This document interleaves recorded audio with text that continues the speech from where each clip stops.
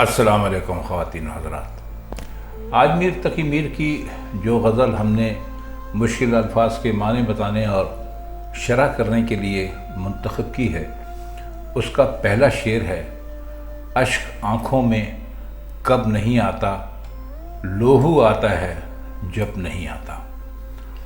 اشک کہتے ہیں آنسوؤں کو، اور آپ نے دیکھا ہوگا کہ انہوں نے لوہو لکھا ہے۔ اصل میں یہ لفظ ہے لہو۔ لہو کا مطلب ہوتا ہے خون، یہ تو آپ جانتے ہی ہوں گے۔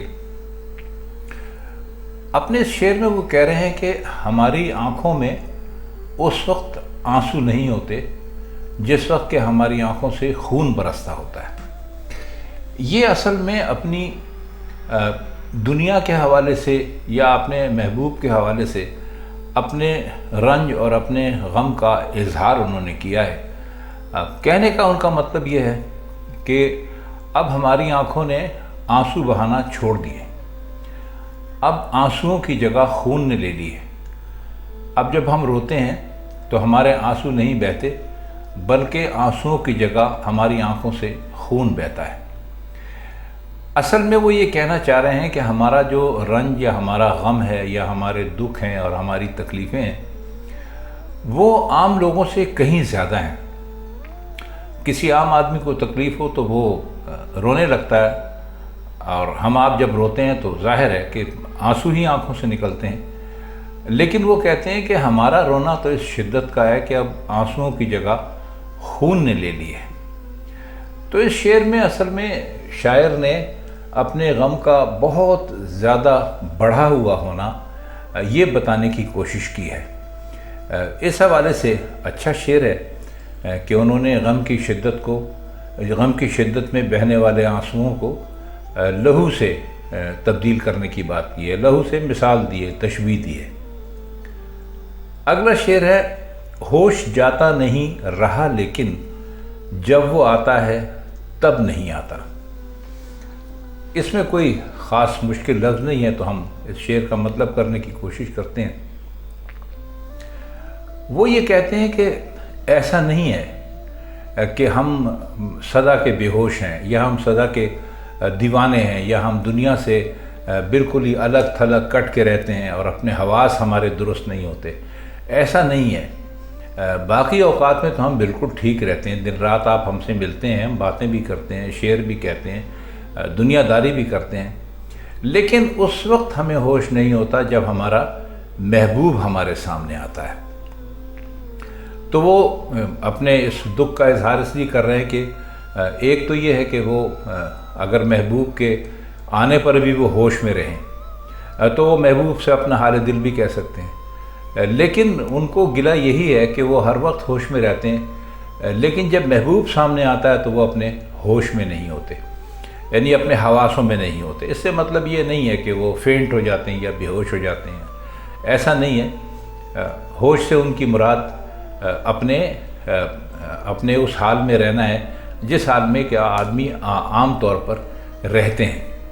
تو کہتے ہیں کہ وہ اتنا حسین ہے ہمارا محبوب، اس کی ہر ادا ایسی نرالی ہے کہ جب وہ ہمارے سامنے آتا ہے تو ہم اظہار عشق کرنے کا، اس کو یہ بتانے کے قابل نہیں رہتے کہ ہم اسے کتنا چاہتے ہیں اور ہم اسے اپنا محبوب سمجھتے ہیں۔ بس اس کی صورت دکھائی دیتی ہے اور ہمارے سارے ہوش جو ہیں وہ اڑ جاتے ہیں۔ اگلا شعر دیکھیے: صبر تھا ایک مونس سے ہجراں، سو مدت سے اب نہیں آتا۔ صبر کے معنی تو آپ کو پتہ ہی ہیں۔ مونس کہتے ہیں دوست کو، غمخوار دوست، ساتھی، ساتھ چلنے والا۔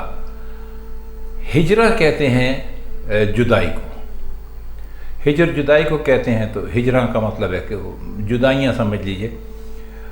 تو وہ کہتے ہیں کہ صبر تھا ہمارے پاس، ایک ایسی چیز تھی جو کہ جدائی میں یا تنہائی کی گھڑیوں میں ہمارا دوست تھا، ہمارا ساتھی تھا، لیکن اب وہ مدت سے نہیں ہے ہمیں۔ مطلب ہے کہ اب ہم بے صبرے ہو چکے۔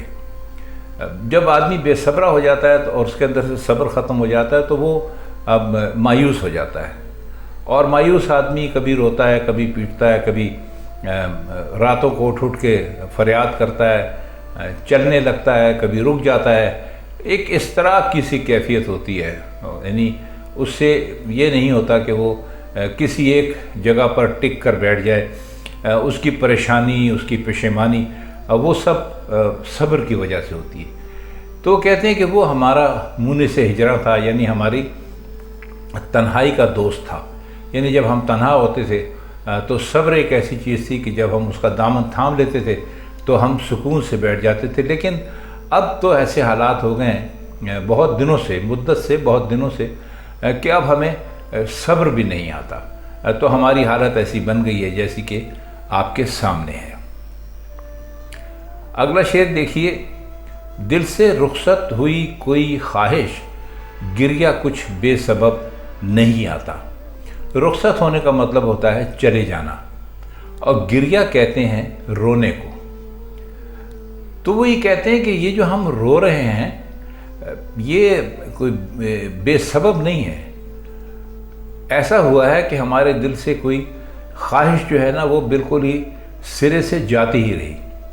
اب خواہش سے مراد اگر آپ دنیا کے حوالے سے لیں تو محبوب ان کا جو تھا وہ چلا گیا، یا محبوب کو پانے کی آرزو چلی گئی، کیونکہ مایوسی اتنی بڑی، ہر طریقہ اختیار کر کے دیکھ لیا، ہر طور سے کوشش کی، لیکن جب کچھ نہ ہو سکا تو پھر اس خواہش کو دفن کرنا پڑا، اس خواہش کو چھوڑنا پڑا۔ تو کہنے لگے کہ یہ جو ہم رو رہے ہیں یہ بے سبب نہیں ہے۔ بے سبب کا مطلب ہے بلا وجہ نہیں ہے، اس کی کوئی نہ کوئی وجہ ہے۔ تو اس کا مطلب یہ ہے کہ ہمارے دل سے کوئی خواہش رخصت ہو گئی۔ اب دیکھیے اس کے آپ دوسرے معنی بھی سمجھنے کی کوشش کیجئے۔ دل سے رخصت ہوئی کوئی خواہش، اس کا مطلب یہ ہے کہ دل میں پہلے بہت ساری خواہشات تھیں اور جو ایک ایک کر کے آخر ختم ہوتی چلی جا رہی ہیں، کیونکہ ان کو لگتا ہے کہ ان کی کوئی خواہش کبھی پوری نہیں ہوگی۔ تو جب ایک خواہش پوری نہیں ہوئی تو رو لیے، جب دوسری بھی نہیں ہوئی اس کو بھی بھول گئے، پھر رو لیے۔ تو یہ کہتے ہیں کہ جیسے میرے دل میں بہت ساری خواہشات تھیں، ان میں سے ایسا لگتا ہے کہ آج کام نہ بننے کی وجہ سے کوئی اور خواہش جو ہے بے شمار خواہشات میں سے وہ بھی میرے دل سے ختم ہو گئی۔ تو یہ اگر میں رو رہا ہوں تو اس کی یہ بلا وجہ نہیں ہے، یہ اس لیے ہے کہ ایک ایک کر کے میری ساری خواہشات ختم ہوتی چلی جا رہی ہیں۔ تو یہ جو میرا گریہ ہے یا جو میرا رونا ہے یہ کچھ بے سبب بلا وجہ نہیں ہے، یہ میری خواہشات ختم ہو رہی ہیں۔ اصل میں ان خواہشات کے ختم ہونے کے پیچھے وہ دکھ ہے کہ میری کوئی خواہش پوری نہیں ہوتی اور بالآخر مجھے اسے اپنے دل سے نکالنا پڑتا ہے۔ آئیے دیکھتے ہیں اگلا شعر، عشق کو حوصلہ ہے شرط ورنہ بات کا کس کو ڈھب نہیں آتا۔ عشق میں وہ کہتے ہیں کہ جو حوصلہ ہوتا ہے، پہلے ڈھب کا مطلب سمجھ لیجئے، ڈھب کا مطلب ہوتا ہے طریقہ، قرینہ، بات کرنے کا یا کوئی کام کرنے کا ایک طریقہ جو ہوتا ہے اس کو ڈھب کہتے ہیں۔ تو کہتے ہیں کہ عشق کو حوصلہ ہے شرط ورنہ، وہ کہتے ہیں عشق جو ہے اس کے لیے سب سے بڑی شرط جو ہے وہ حوصلہ ہے، وہ ہمت ہے۔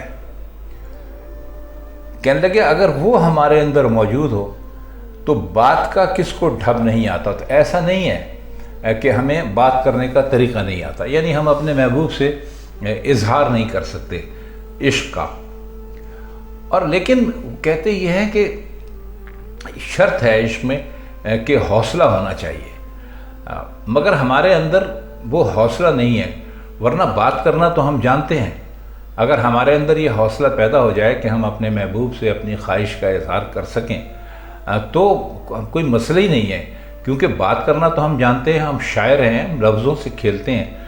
یہ بات نہیں ہے کہ ہمیں بات کرنے کا ڈھب یا طریقہ نہیں آتا، لیکن مسئلہ یہ ہے کہ ہمارے اندر حوصلہ نہیں ہے، جو کہ عشق کی پہلی شرط ہے۔ ان کا کہنے کا مطلب یہ ہے کہ عاشق میں نہ صرف بات کرنے کا اس کو طریقہ سلیقہ آنا چاہیے، اپنے اس کا اظہار کرنے کا اپنے عشق کے، بلکہ اس کے اندر اس کا حوصلہ بھی ہونا چاہیے، جو ہم میں نہیں ہے۔ حالانکہ ہم بات کرنا بہت اچھی جانتے ہیں، لیکن حوصلہ نہ ہونے کی وجہ سے بات نہیں کرتے۔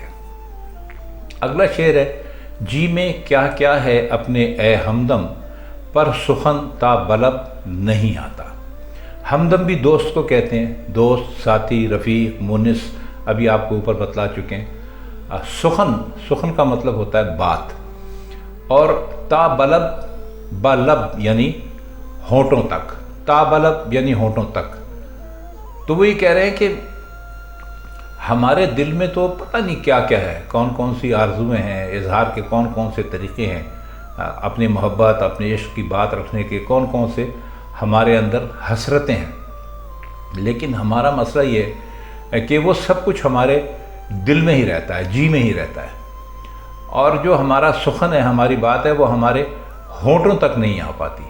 تو یہاں پھر ایک مرتبہ اپنے حوصلہ کم ہونے کی بات کی ہے انہوں نے، اپنے دوست سے، ساتھی سے، کسی بھی ہمدرد سے یہ بات کر رہے ہیں کہ دل میں تو بہت کچھ ہے، لیکن بس ہمارا یہ کم حوصلگی ہے ہمارے اندر، یہ ہماری بزدلی سمجھ لیں کہ جو ہماری بات ہے وہ ہم ہونٹوں تک نہیں لا سکتے۔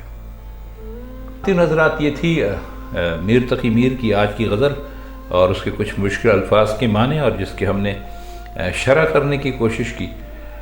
تو امید ہے کہ غزل اب آپ کی سمجھ میں آ گئی ہوگی۔